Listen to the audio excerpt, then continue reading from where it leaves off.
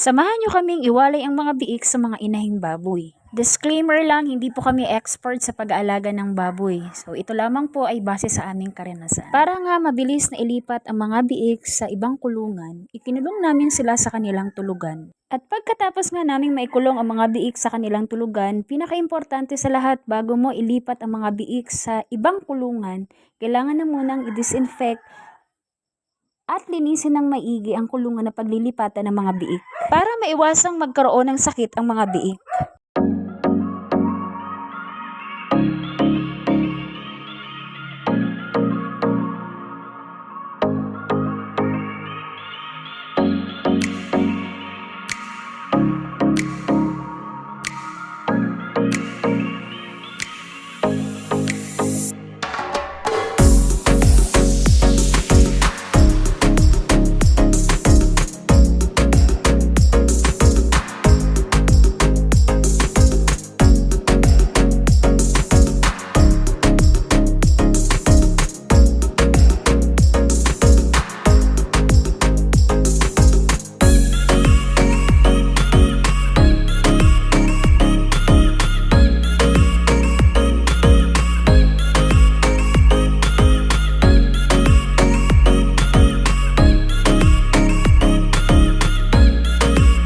At pagkatapos ko ngang malinisan ang mga kulungan na paglilipatan, isa-isa na naming nilipat ang mga biik. Pero bago namin nilipat ang mga biik, kailangan na muna silang turukan ng vitamins at pamurga.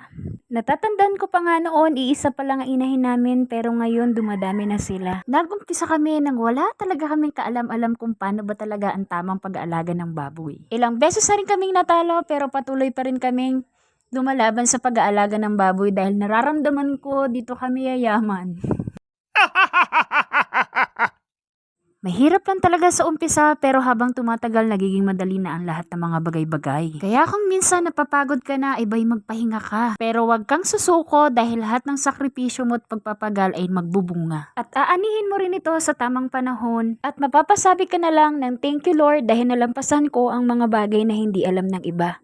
At bago nga ang lahat, please like, follow and share. Salamat sa panonood!